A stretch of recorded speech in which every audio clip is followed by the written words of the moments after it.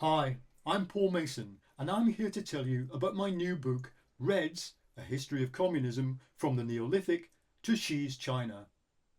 When I started writing this book, people asked me, why do we need another history of communism? Surely we know everything there is to know about communism already.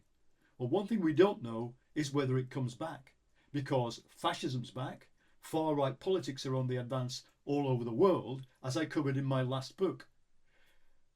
In China, we've got the most successful economy in the world. In the Chinese Communist Party, probably the most successful political party in the world. And it's now got fanboys among the liberal intelligentsia of the West, just as Stalin had fanboys in the 1930s. And if you hadn't noticed, capitalism isn't doing so great either.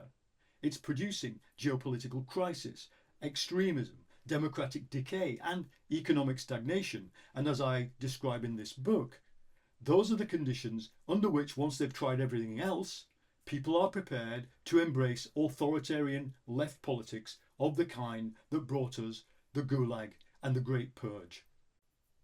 In the book, I describe how communism transformed from an innate impulse among human beings towards sharing and altruistic behaviour into an ideal that was embodied in numerous utopian writings, both in antiquity and in the late Middle Ages and early modernity, through to the point where it becomes a political movement in the 19th century and finally in the 20th, a regime.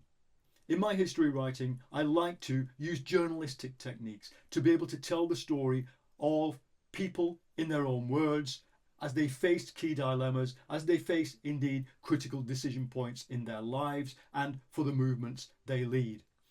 And by the end of it, by the time we get to Xi Jinping and the revival of China as a market society, deeply authoritarian, that believes it is building communism, I think the reader comes away with the whole story. It's a story of hope and misery.